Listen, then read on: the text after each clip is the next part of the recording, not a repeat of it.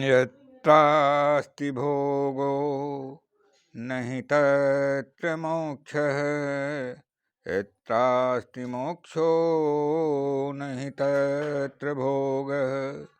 श्रीसुन्दरी seven तत्त्वे पराणां, भोगस्य मोक्षस्य करस्थमेव।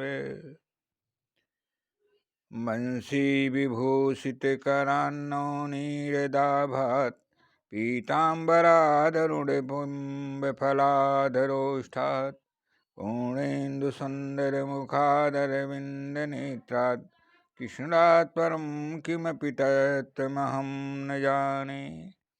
करारविन्देन पदारविन्दं, मुखारविन्दे विनिवेशयन्तं, वटस्य पत्रस्य पुटे शयानं, वालं मुकुन्दं मनसा स्मरामि।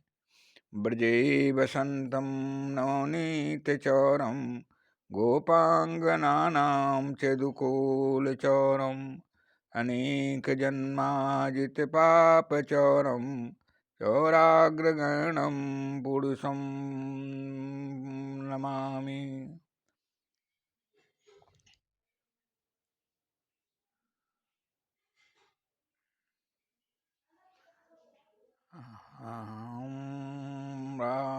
जय श्री कृष्णम, जय श्री कृष्णम। श्री राधे कृष्णाभ्याम नमः।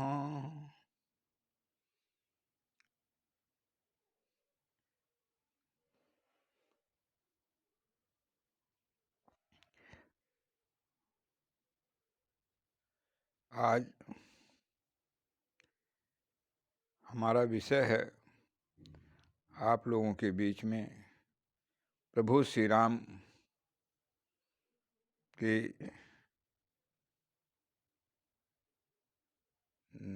मूर्ति प्रतिस्थापना के संदर्भ में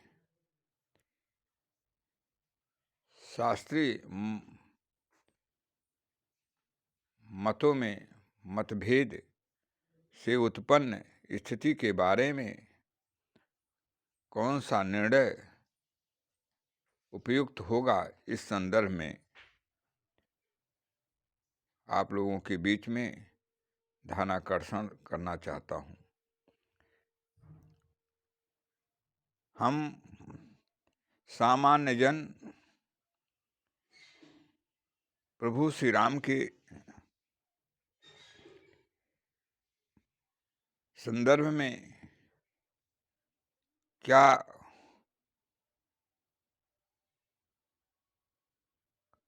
कह सकते हैं, यह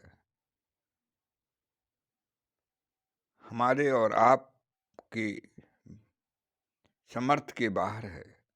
किंतु प्रभु श्री राम की कृपा से जगत जननी माँ सीता की कृपा से और जगत जननी माँ आदि शक्ति जगदम्बा की कृपा से जो भी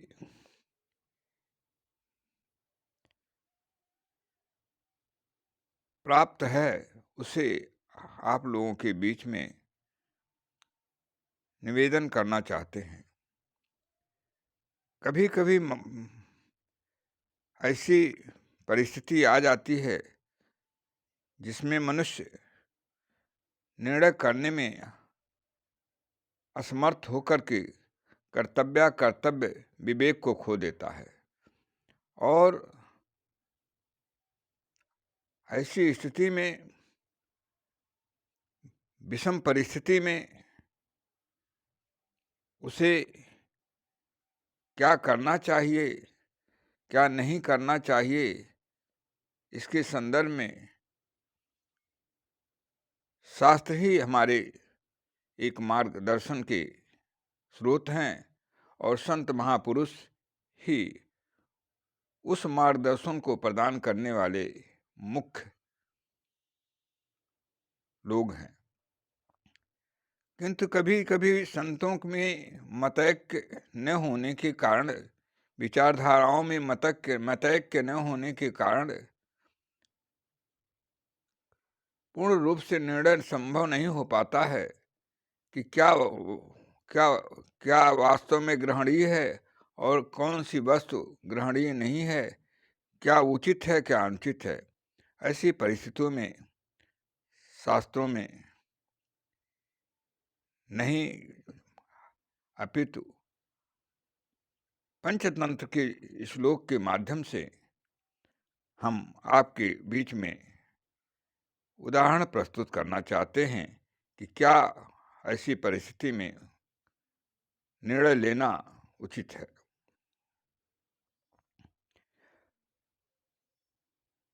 अनंत शास्त्रम बहुलाश्च विद्या, अल्पश्च कालो बहुविघ्नता च, यत् सारभूतं तदुपासनीयम् हंसं यथा क्षीरमिवाम्बुमध्यात्।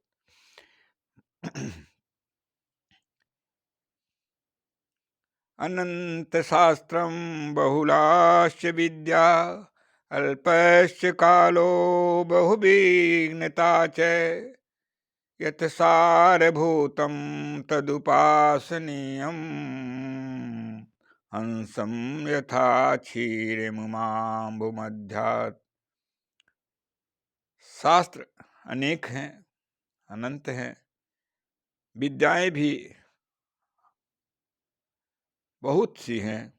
अल्पश्च कालो, मनुष्य के जीवन में समय बहुत ही अल्प है, बहुत ही कम है। बहु विघ्नता से, और अनेकों प्रकार के उस अल्प समय में भी विघ्न बाधाएं हैं। ऐसी परिस्थिति में मनुष्य को क्या करना चाहिए, क्या उसके लिए उचित है, तो पंचतंत्र में लिखा गया, यत् सारभूतं तदुपासनीयम्। जो सार हो, जो मूलतः सार तत्व हो, उसी की उपासना, वही ग्रहणीय होता है, वही महत्व रखता है उसके ग्रहण करने के लिए। तद उपासनीयम, उसका ही अनुसरण करना चाहिए, उसका ही प्रयोग करना विहित है।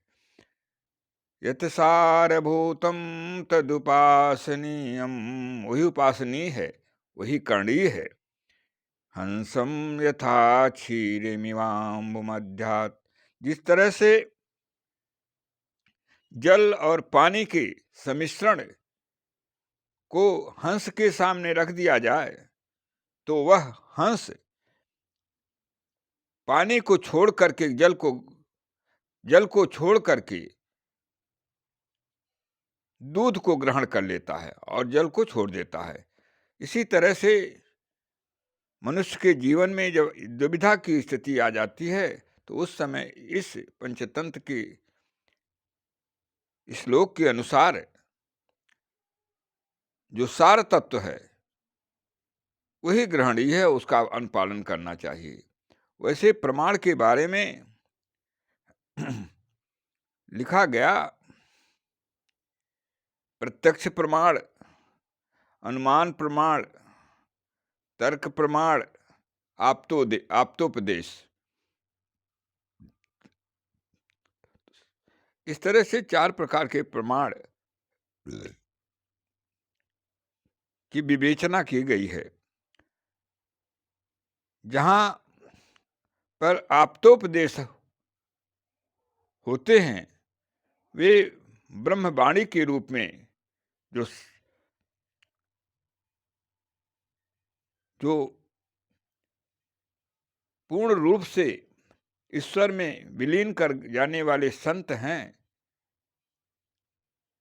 पूर्ण रूप से जो परमात्मा से जुड़ गए संत हैं, महापुरुष गण हैं,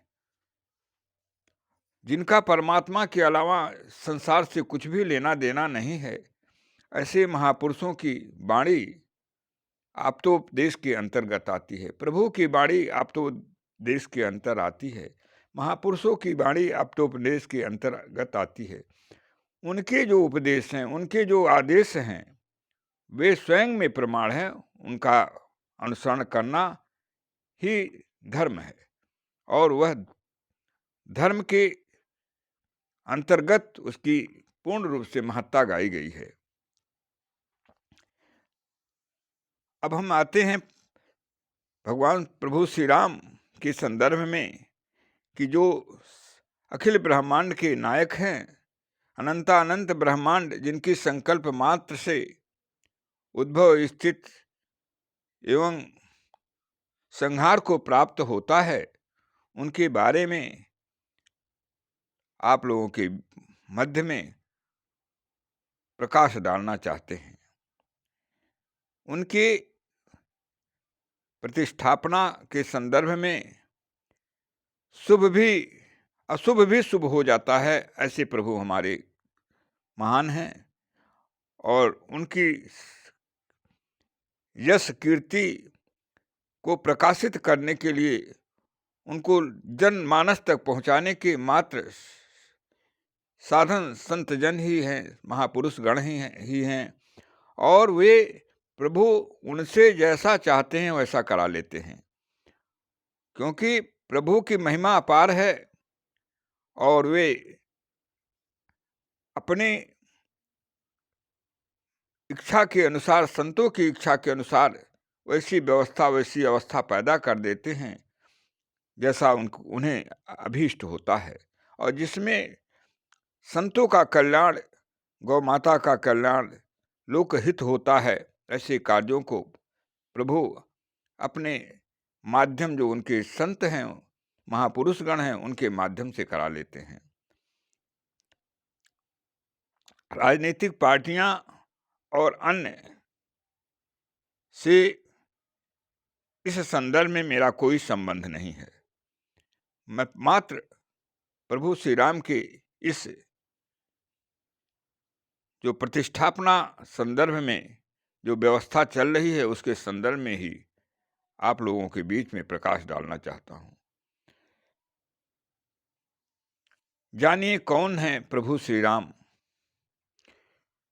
और लोक कल्याण के लिए सर्वजन हिताय सर्वजन सुखाय, यह जानना परम आवश्यक है। सच्चिदानंद परमात्मा हैं प्रभु श्री राम। रामस्य नाम रूपम च लीलाधाम परात् परम एतच्चतुष्टयं प्रोक्तम सच्चिदानंद विग्रहम। रामस्य नाम रूपम च, भगवान राम का नाम, रूप, लीला, धाम, क्रमशः एतच्चतुष्टयम, ये चार प्रोक्तम कहा गया है सच्चिदानंद विग्रहम। उनके ये चार विग्रह हैं। कौन कौन है? नाम, रामस्य नाम, प्रभु का श्री राम, प्रभु का नाम, राम का, प्रभु राम का नाम, उनका रूप और उनका लीला और उनका धाम, ये उनके जो है परस्परात्पर जो है ये भगवान के सच्चिदानंद परमात्मा के ये विग्रह के अंतर्गत आते हैं। आज जो विग्रह के साथ प्रभु की प्रतिष्ठापना राम जन्मभूमि में की जा रही है, वह प्रतिष्ठापना इसीलिए महत्वपूर्ण है। भगवान श्री राम के बारे में आगे क्रमशः सुने। कल्याणानां निधानं कलिमलमथनं पावनं पावनानां पाथेयं यन्मुक्षो सपदि परिपदि प्राप्तये प्रस्थितस्य विश्रामस्थानमेकं कविवरवचसां जीवनं सज्जनानां बीजं धर्मदुमस्य प्रभवतु भवतां भूते राम नाम। त्रैलोक्य से लेकर चराचर जगत जिनका लीला विलास है, वे ही प्रभु श्री राम एवं उनका नाम समस्त विश्व ही नहीं अपितु त्रैलोक्य का कल्याण करता है। असुरत्व का अशेष रूप से विनाश करने के लिए कौन सी औषधि है? प्रभु श्री राम एवं उनके नाम। पूरण कामे राम सुख राशि। मनुज चरित करे अजय विनाशी। पूरन काम राम सुख राशि। मनुज चरित करे अजय विनाशी। भगवान श्री राम पूर्ण काम है, सारे इच्छाओं को पूर्ति करने वाले हैं, परिपूर्ण अवस्था प्रदान करने वाले हैं और सुख के राशि हैं। सुख के का जो सभी सुख जिनसे निकलते हैं, चाहे सुखों के आगार हैं प्रभु, वे भगवान राम हैं। मनुज चरित करे अजय विनाशी, और वे अजन्मा है और विनाशी हैं, किंतु मानव चरित्र लोकहित लोक कल्याण के हेतु संत महापुरुषों के कल्याण के लिए, असुर विनाश के लिए और संसार में मंगल स्थापना हेतु प्रभु मनुष्य चरित्र करते हैं। इसीलिए अध्यात्म रामायण में प्रभु राम के संदर्भ में लिखा गया, आलोड्याखिल वेद राशि मसकृत तारणं ब्रह्म तत् रामो विष्णुरहस्यमूर्तिरिति विज्ञाय भूतेश्वरः। उपधित्याखिल शेष सारमिदं संक्षेपतः प्रस्फुटम्। उपधित्याखिल शेष सारमिदं संक्षेपतः प्रस्फुटम्। श्रीरामस्य निगूढ़ तत्त्वमखिलं प्राह पियायै भवः। आलुड्याखिल वेद रास मस्कृत यत्तारणं ब्रह्म तत्। आलुड्या सारे वेद शास्त्र पुराण सबका को आलूढ़ अर्थात उसका पूरी तरह से मंथन करने के बाद भगवान शिव इस निष्कर्ष पे पहुंचते हैं कि राम कौन है, यह तारणम ब्रह्म तत्। भगवान राम सारे जीवों का तारणहार हैं, उद्धार करने वाले हैं। और वे कौन है, रामो विष्णु रहस्य मूर्ति रीति। और भगवान श्री राम विष्णु के साक्षात मूर्ति हैं, ऐसा जान करके भगवान शिव उपदित्याखिल शेष सारमिदं संक्षेपतः प्रस्फुटम्। इस तरह से पूरी तरह से इस सार तत्व को जान करके भगवान शिव उसको प्रकाश में माँ जगत जननी, माँ अपनी अति प्रिय माँ जगत जननी माँ पार्वती जी से बताते हैं कि यह राम का जो है वास्तव में निगूढ़ तत्व है। वास्तविक तत्व में राम क्या हैं, वे साक्षात भगवान विष्णु के अवतार हैं। साक्षात भगवान विष्णु के अवतार नहीं अपितु साक्षात विष्णु भगवान विष्णु ही हैं, और उनका मूर्ति रूप भगवान श्री राम हैं। इस तरह से भगवान शिव माँ पार्वती जी को इस गूढ़ रहस्य को बताते हैं। ऐसा अध्यात्म रामायण में लेख आता है। जिनके नाम के प्रताप से पत्थर समुद्र पर तर जाते हैं, उनके नाम एवं उनकी कृपा प्रसाद से मनुष्य उद्धार होने में कौन सा संदेह है। शिला में अहिल्या का पदरज स्पर्श मात्र से स्त्री का स्वरूप प्राप्त होना असंभव में संभव की स्थापना है। यह प्रभु की ही लीला विलास से संभव है। भालू एवं बंदरों की स्थिति प्रभु राम के कृपा के फल का उदाहरण रावण के विजय के संदर्भ में, जासु कृपाय तुलित बल तीनहि, जासु कृपाय तुलित बल तीनहि, तृण समान त्रैलोक गिनहि, जासु कृपाय तुलित बल तीनहि, तृण समान तेरे लोक गिनहि, तिन सन बैर कबहु नहीं कीजे, मोरे कहे जानकी दीजे। ब्रह्मोपासना की अनेक पद्धतियां हैं और गंतव्य एक है। नदियां एक, घाट बहुतेरे, ऐसा जान लेने के बाद विवाद स्वतः समाप्त है।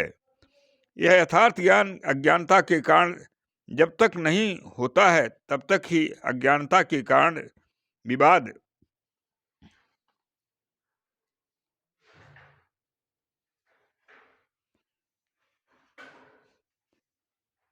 प्रभु श्री राम के बारे में भगवान शिव माँ पार्वती जी से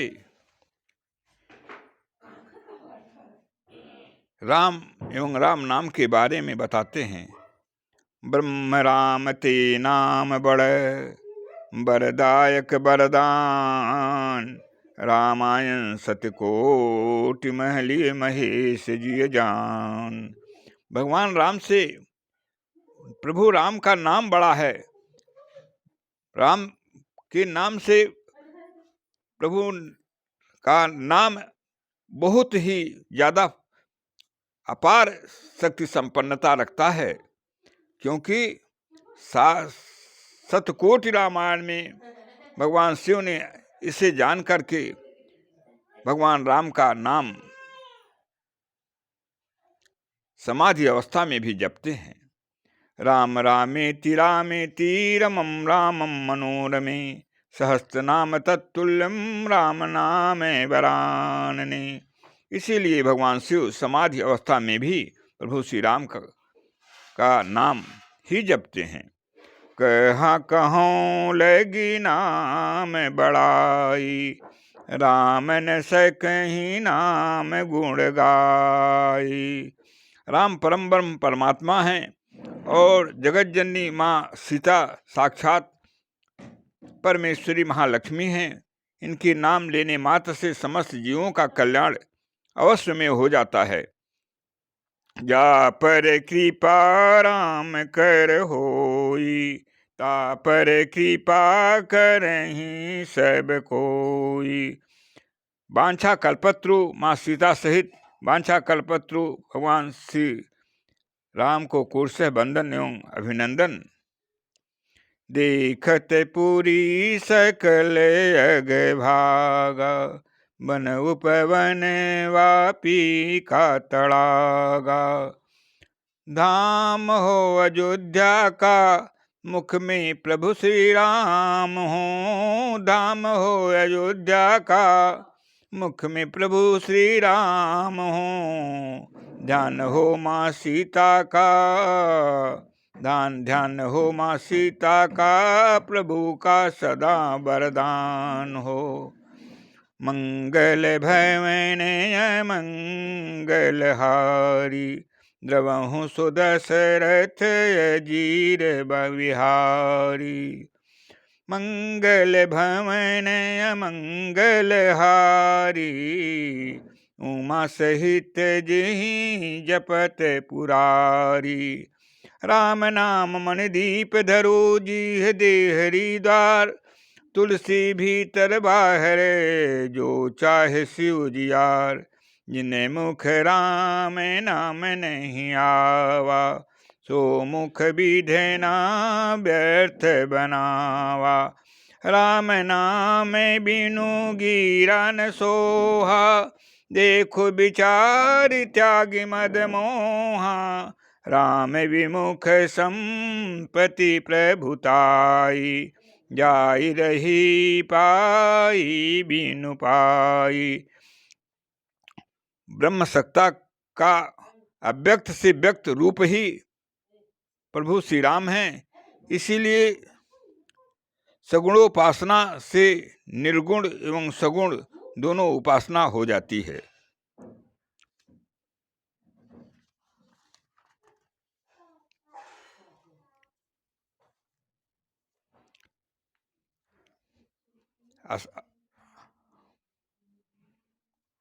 हम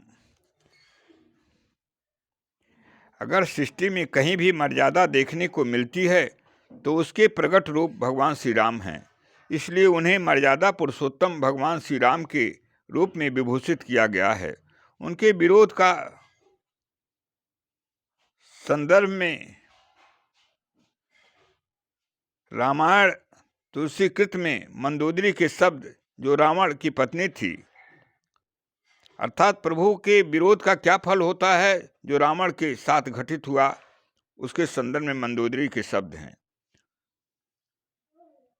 राम विमुख समस हाल तुम्हारा, राम विमुख ऐस हाल तुम्हारा, रेहन को कुल रोवन हारा, राम विमुख संपत्ति प्रभुताई, जाई रही पाई बिनु पाई।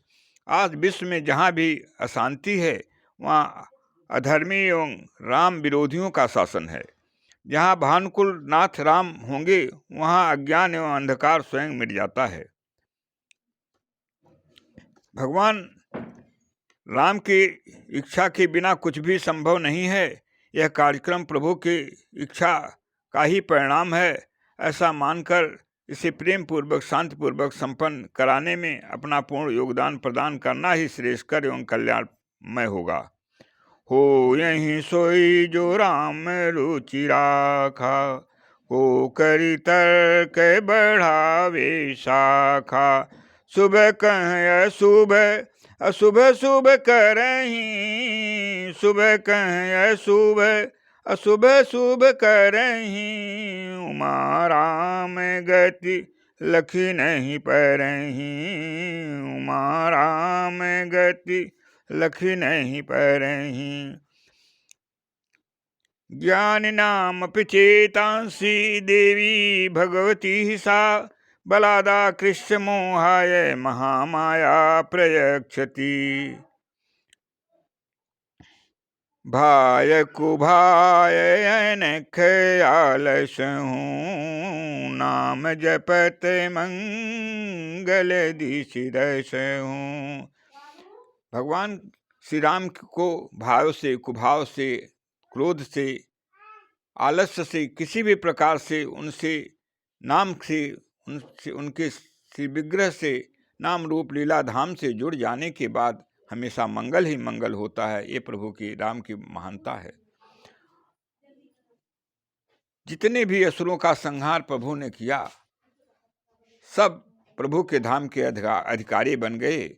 ये कुभाव से नाम लेने का फल है।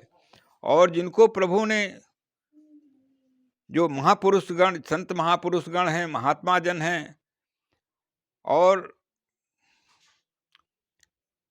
निर्विकार महात्मा जन हैं, जो प्रभु के नाम से का निरंतर ध्यान, निधिध्यासन, जप करते हैं और उपासना में लगे हुए हैं, उनके कल्याण के बारे में तो स्वयं में सिद्ध है कि उनका निश्चित है कल्याण ही कल्याण है। इसलिए हम और आपको हमारा जो शास्त्र है, हमारे जो आदर्श हैं, उनके प्रतीक प्रभु श्री राम हैं, उनसे अपने को जोड़ते हुए इस कार्यक्रम को शांतिमय एवं पूर्ण रूप से सुखमय अवस्था प्रदान करने में अपना अपेक्षित योगदान प्रदान करें। यही आप सभी लोगों से मेरी विनम्र प्रार्थना है। सर्वे भवन्तु सुखिनः, सर्वे सन्तु निरामया, सर्वे भद्राणि पश्यन्तु मा कश्चित् दुःखभाग् भवेत्। सर्वं पूर्णमदः पूर्णमिदं पूर्णात् पूर्णमुदच्यते, पूर्णस्य पूर्णमादाय पूर्णमेवावशिष्यते। हरि ओं तत्सत्, हरि ओं तत्सत्, हरि ओं तत्सत्, हरि ओं तत्सत्। ओं शांति शांति शांति, ओं शांति।